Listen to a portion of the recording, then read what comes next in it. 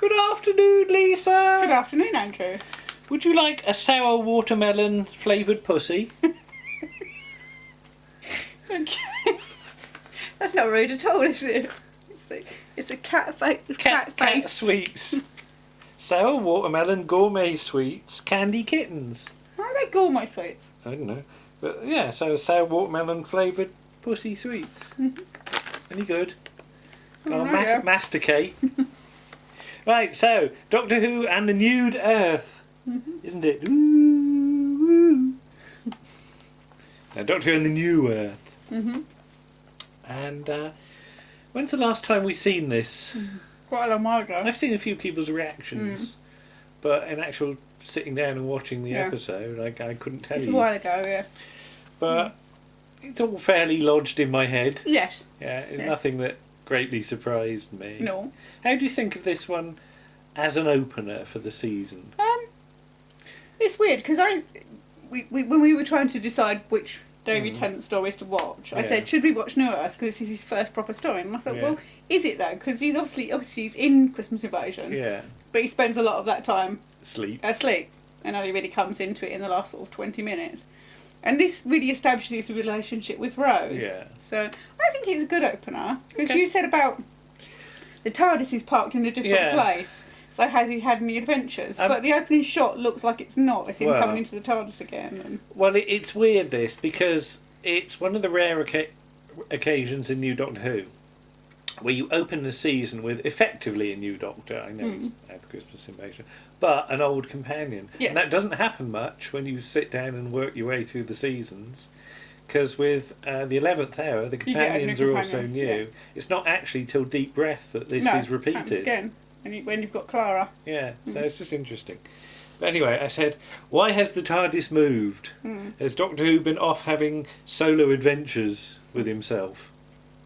So yeah, it's clearly moved from Christmas Invasion, and by the look of the weather, it's some time later. It's a little bit warmer, isn't it? Yeah, because there's Mickey. He's not there in his parka. No, he's got his spring gear on, hasn't he? Because when was this film? September-ish, wasn't it? Yeah, because I remember we were at Regenerations in sort of autumn, and they were filming then, weren't they? Because I never quite remember how it all works, the sort of production block around this period. But yeah, this was early on in the recording session, obviously, because there was some talk about having swapping episodes 1 and 2 round and opening with Tooth and Claw briefly. There was talk in certain quarters because it was felt to be the stronger episode, and it's more traditional, more sort of traditional scary one. Yes.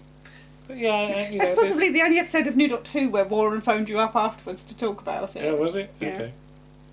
But what you get David Tennant manipulating his controls. And I said, why has the TARDIS got paperweights for controls? It's got those big glass paperweight things. Yeah. And it has got your yellow lamp as well, hasn't it? The little you round don't see it thing. in this shot, but there's a yellow lamp you've got with all bobbly white bit, and you press it down. And the light comes on. Well, it doesn't, because the battery doesn't really work anymore. Because you do see it, I think, in Time Crash being pressed. Yes. Yeah. But yeah. And poor old Mickey, I said, as he goes, love you, and she goes, bye. Well, again, later on in the series, because Stephen Moffat always bemoans the fact that nobody told him that at the end of School Reunion, when Mickey asked to join the crew, Rose's face looks like a sour watermelon kitty. Yeah. And the next week she's all happy, and he's like, nobody told me. Yeah, so and Doctor Who says we're going to go further than we've ever been before, and I put, he means snogging, doesn't he? Yeah, the snogging starts. He wants to go all the way with Rose. Not a naughty boy. And I said, good old windy Welsh coastline. Yeah, they get out there and it's just like blowing a gale. Yeah. Because we've never actually sort of been on that bit, have we? No. Because that's sort of Gower way, isn't it? I think it's the Gower Peninsula, isn't it? Yeah.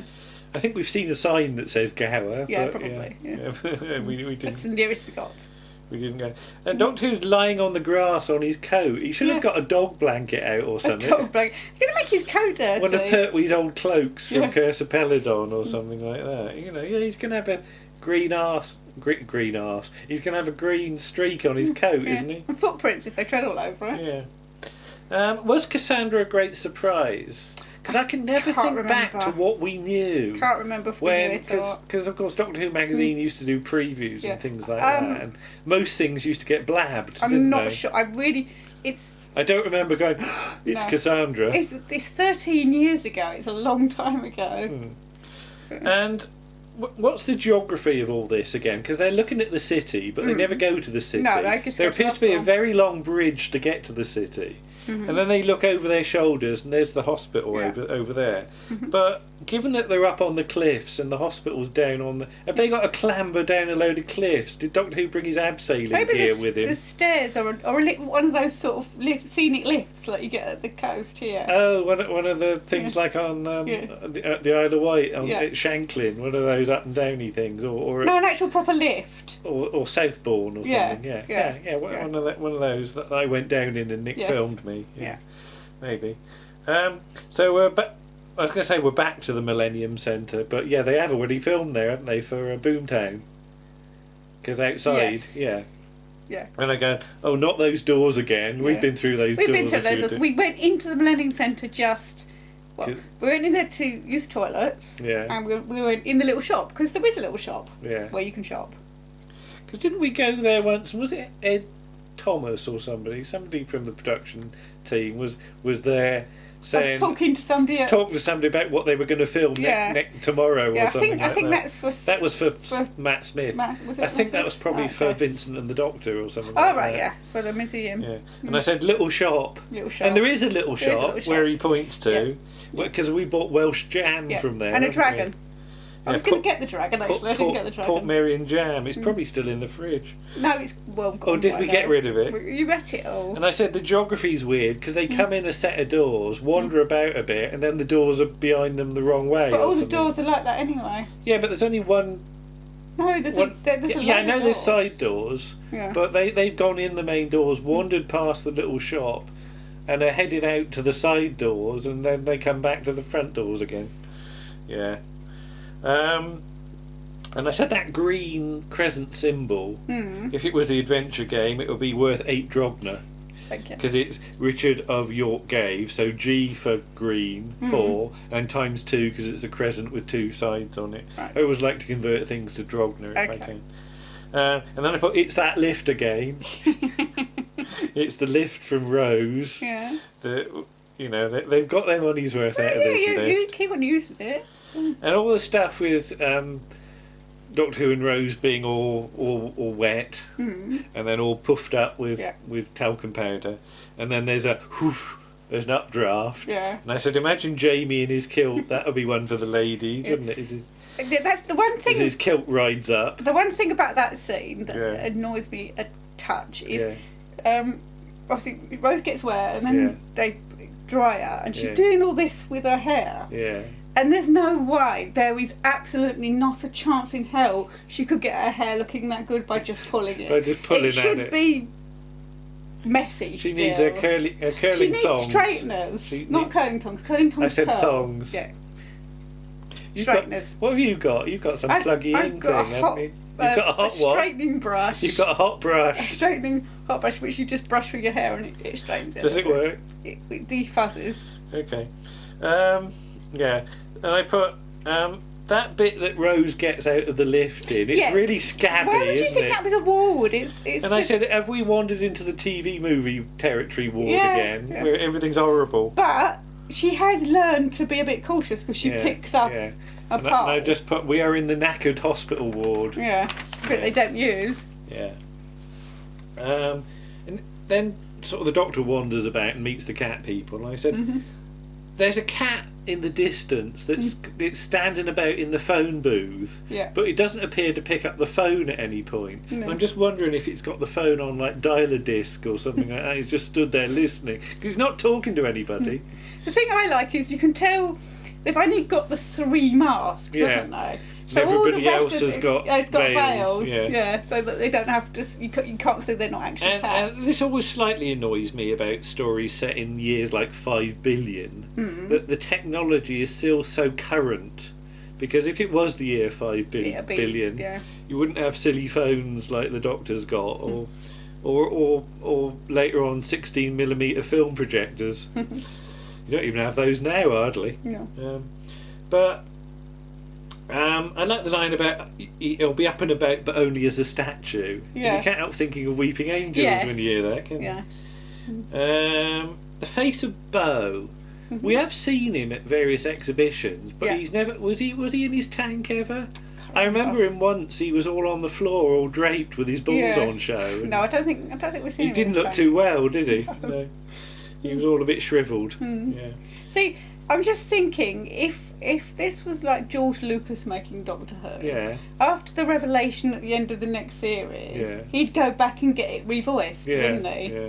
And it wouldn't be the actor that voices him at the end. I'm not going to say what it is in case you've not so seen it. We've got the 16mm film trundling about, projecting onto a screen. That's how they used to do it, kids. And I said, who filmed it? Who's lugging a dirty great 16mm Arriflex camera about in the middle of a party? You know, you never see them. No, because when we see the party, there should be somebody with a great big thing on their shoulder. Yeah, unless it's floating about as if it's a ball or something like that. I quite like it's quite neat, nicely sort of seeded about how Chip. I was nearly going to say Skip. Chip is based on her favourite pattern. Yes. And of course, later on, we find out that Chip is actually he's not in a time loop, but he's a bootstrap paradox thing, isn't he? Because when she makes Chip, she bases him on Chip. Yeah. At the end. Yeah. So where does the idea for his pattern ever come from? Yeah. So. And I put scabby old Victorian brick walls that could do with a lick of paint. Yeah. So when was this bottom bit of the hospital built? Not in the year 5 billion, 1860, wasn't it? You know, so you expect Sergeant Cork to wander in or something.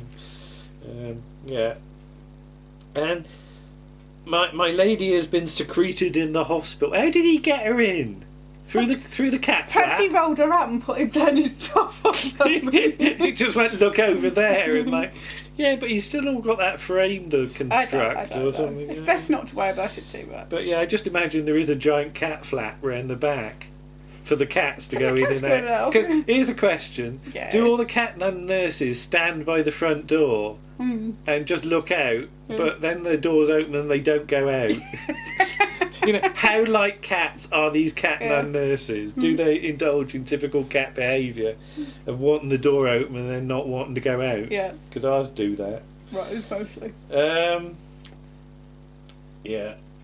And I said, actually, there isn't a lot of Doctor in this episode. No. It's still fairly heavily focused towards Rose. Yeah. I think by this point I was wanting to see a lot of the new Doctor, and we don't really get it. He gets a bit of anger and stuff like that. He gets a few scenes, but it's not very Doctor heavy, really. No. Well, this is where the new series gets criticised a lot for being too companion focused, but the companion is the identification point, so you can understand it. So. But I said, you've got the view out of the window of the ward, and it just happens to be the same angle of the city that they were at when the TARDIS landed. Yeah. That was lucky. It's easy, isn't it? So. And again, I'm sure the geography doesn't join up. So you got the Face of Bo legend and all that stuff. There's not much to say about that really, but it's seeding it, isn't it? Yeah, seeding it for next season. Come back later. To be honest, I don't think Russell would actually thought about what it is. How much had been nailed down even at this point? He's just doing it and then he makes it up as he goes along, I guess. Well, we all do that. Yeah. I like the bouncy castle scene. There's not just for Billy jiggling up and down, but the fact that Chip joins in, he does it as well, and bends his knees, he's all excited. Cassandra's brain is knackered, and I said that's a really inefficient transfer system. Yes. What if it had gone wrong? Yeah. And then where would she be? Floating about. So the description of Rose as speaking in Old Earth Cockney. I'm very pleased to think that in the year 5 billion, Chaz and Dave are still remembered. Do the Cat Nun Nurses, when they knock off, do they sit down just like a CD of Chaz and Dave doing Roll Out the Barrel or something like that? And equally, classic radio comedy is also remembered, as the Duke of Doodah says, "It's that man again." Oh, right, okay. Yeah. So, is he also a fan of the Navy Lark? Duke of Manhattan. That's the fella. Yeah. So, is he a fan of the Navy Lark or something like that? And in the Doctor Who universe, who plays CPO Pertwee in the Navy Lark? Is it Bill Pertwee? Good question. And I said, so all this is very much the appliance of science. I'm still getting those Zanussi gags in. Yes. Yeah. And I said, didn't we get to stroke a cat's face once? Yeah. Well, we did. That sounds really weird. It did get Novice passed Hayne, around the audience. Yes. Who's Novice Hayne? Anna Hope, the actress that played Novice Hayne. She brought her face along. She brought the face along, and it got passed around. And we had to all pass it around and stroke it. Yeah. I definitely remember stroking it. Was furry. It was all bristly. Yeah. Yeah. So I've touched a Cat Nun Nurse's face. Not while she was in it. No, they get a fresh face every day. But she got to take her face home, yeah, didn't she? She got to take a face home. Don't know how many faces she ended up with. Well, I think if they put a new one on every day, she ought to be on eBay with those. Yeah. It depends how many days you film for, doesn't it? So. The stark white background of the hospital. Fair enough. Fairly sort of generic sci-fi, but the coloured fluids in the bags actually show up quite nicely against that background. So that was pretty. Show nice. And how squeaky does David Tennant's voice really go? squeaky when he gets kissed. When he gets kissed, and he goes, it's like Doctor Who's been played by Joe Pasquale. Just for a second. Yeah. It just makes me laugh because it's just like, it's because he's shocked. He's like, oh. And that walkway looks very familiar. And, yes. Yeah. And there's a bit of a Tomb of the Cybermen vibe with the cells, with the isn't cells, there? Yeah. And I said, if you've been infected with everything, that wouldn't half itch. You'd be scratching yourself, wouldn't you? The Doctor's quite arrogant in that confrontation scene because he says about the higher authority and it stops with me. And I can understand his sort of burning passion, but he's a bit full of himself, isn't he? Yeah, but this Doctor does do that. And then the cats get their claws out. Yes. Ching! They go. And I said, they're actually not pointy enough, because if you look at a cat's claws, there's a real sort of curve on them. There's a hook on the end. And they end in a hooky tip. Yeah, because sometimes Martha gets a and Rose. These are just like somebody's put a load of nails in a glove. They get... Well, that's basically what they've done. Yeah, I know, but... Rose sometimes gets a foot caught in the sofa and you have to try and get it out. Then she's offended because you've touched her foot. Yeah. And then you get the scenes with the shambling sorts, that, doing their zombie thing. They're sort of zombies, aren't they? Yeah. And I said shades of the unquiet dead. And whichever nun it is going...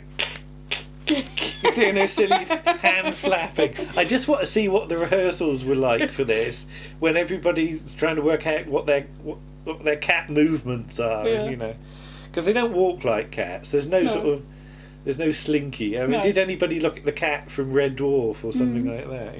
Because again, if they all went past mirrored surfaces, would they either be spooked at seeing themselves, or would they just gaze at themselves lovingly? Martha, if you show Martha herself in the mirror, she's not bothered. No, she knows. She goes, I know it's me. It's me. Yeah. What's so great about that?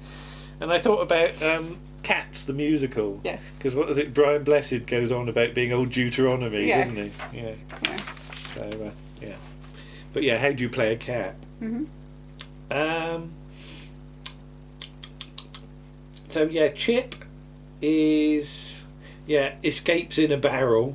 It's not or a barrel, chute. It's a chute, because then he's back where the cells are, isn't he? So he must slide down some sort of waste chute. But it's not obvious, but they keep on like shambling after him and then losing interest. They seem to, because he keeps on getting away. Yeah.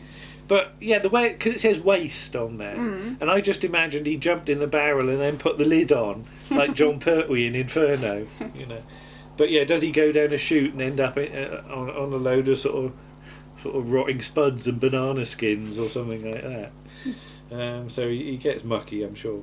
And then I put a woman enters Doctor Who's body, right? And I just put so David Tennant shares something with William Shatner, and in the Star Trek episode Turnabout Intruder, a woman enters Captain Kirk's body. All right. So I want you to imagine Captain William Shatner being possessed by the spirit of a woman. Given how David Tennant does it, I want you to imagine Shatner. And it's not actually what you're thinking. Okay. Yeah, I might show you some scenes of that later. Okay. But it's a brave thing to do. And can you imagine, like, John Pertwee being presented with this scene? Well, he does do a woman. I know. Well, yeah, John Pertwee has the cleaning lady. He does the cleaning lady. Yeah. So I just want you to imagine Pertwee, like, jiggling about, wondering about his parts. It's just Russell's obsession with David Tennant's parts, isn't it? So yeah, Chip has another narrow escape when he sort of locks himself in the cell, and then they all sort of get bored and wander off or something. And I said the back and forth antics on the ladder. It always goes on slightly too long for me. Yeah. Does test my patience, but it does mean we've had another vertical chase scene, which is a Russell T Davies favourite. Count the vertical chases he writes over the years. In fact, they go up the ladder, and later on they go down the lift shaft, don't they? So there's a lot of up and downiness. Lucky they've got access to every single cure in that one ward. Yes. Yeah. And God knows what the biochemistry of mixing all of those things together is, because it starts bubbling. It does. All steam starts coming out of it, so it's reacting, which implies that some of the cures are now turning into something else. So I said best not to ask. It's one of those, slightly magical solutions, isn't it? And despite there being like thousands and thousands of cells, we only ever see about 50 shambling fellows even in the wide shots. Pass it all on to each other, don't they? And it's clearly like the same 10 people copied and pasted. But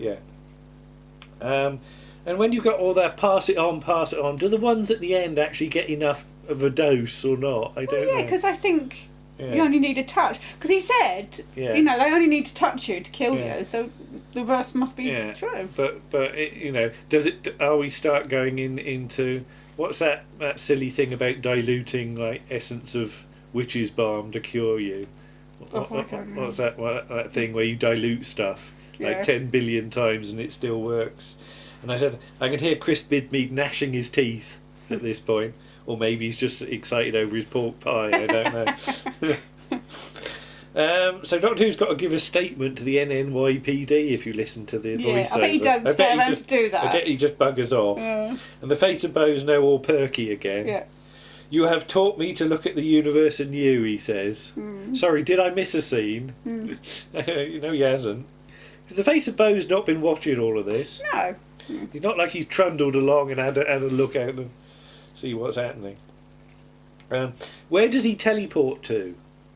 Given where we see him next. Yeah. Has he teleported to New Ipswich or something like that for a holiday? He's gone down to New Clacton-on-Sea and he's going to go up and down the pier and, have a go on the slot machines or something. He'd have to get somebody else to pull his handle, wouldn't he? But, that's probably true for most of his life. Anyway, the Cassandra decision-making scene is abrupt. But I'm sure in the back of my head there's some technical camera fault or something where half the footage went missing or something like that. Somebody better correct me if I'm wrong. But I'd need to look up all the bloody notes to find out if that's true or not. But you need to find your complete history somewhere. It's in the back of my head. I might have misunderstood. But hey, so yeah, Chip's made after her favourite pattern, and the bloke who said she looked beautiful. Why has Chip got a cloak on at this point? Where'd they get it from? Because he just had his white thing on earlier. Because it's like a little gown thing, isn't it? Perhaps it's just for... Or had they not got his full costume ready at that point? Maybe they didn't have the costume. Because you say that Billy's hair is different in this scene. I seem to recall that... I don't know whether... Maybe because of if they did have a hitch on the scene before, then... But I seem to recall reading somewhere that they hadn't filmed this scene, and Billie Piper had a haircut, right? And they were like, "Oh, we haven't filmed the scene," so they have to put it up. Yeah. So suddenly her hair was on her shoulder. Suddenly it's all up and it's different. I think they must have. It looks like they've recorded it at the same time they're recording some of Tooth and Claw. Yeah. Because it's very similar. So maybe they just didn't have the costume, so they just stick him in a cloak. Yeah, because clearly, Rose has like been in the TARDIS hairdressers, Yeah. isn't she? Because now you say it, I realise just how different It's very does different, look. yeah. So they haven't hurried in getting Chip to the. No. Well, maybe they've had some adventures with Chip. Maybe Chip's had a few adventures before he goes off to meet Cassandra. And I like the way nobody at the party is bothered. No. They're more interested in looking where the sausage rolls are, aren't they? But yeah, no sign of the person with the 16mm camera. No. Sadly, there should have been somebody. And then off the Doctor and Rose toddle. Mm. And I like the way the TARDIS is. Did you notice they cheated the TARDIS a bit? Because you get a close-up shot of the doors and the Doctor sticking his head out, and then they just come through a curtain. So they haven't taken the TARDIS to that location at all. But yeah, that was actually better than I thought I was going to enjoy it. Because of the two, I think at time of watching, I definitely preferred Tooth and Claw. I thought this is more what I want from the second season. Yeah. I don't know again how much of a sort of press buzz there were about the opening stories of this season.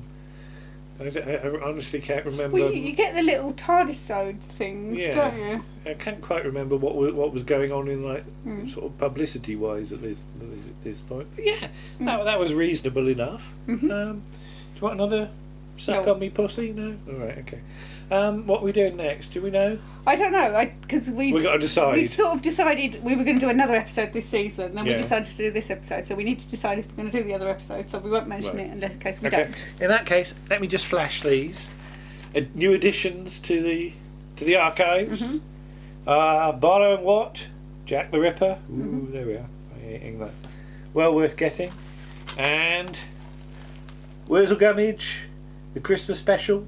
On Blu-ray, all cleaned up. Is it Blu-ray? Is it Bluray or is it DVD? just been cleaned up? I think it's DVD. I think. Oh no, actually, it's just DVD. Isn't but it's been cleaned up. But yeah. Oh no, we haven't got a Blu-ray yet, have we? No. No, that's right. But I'm excited though. Well, you never know. One day. But yeah, buy these. They're brilliant. And we'll see you again for some more stuff. Yes, for another Day with Tennant. Bye. Bye.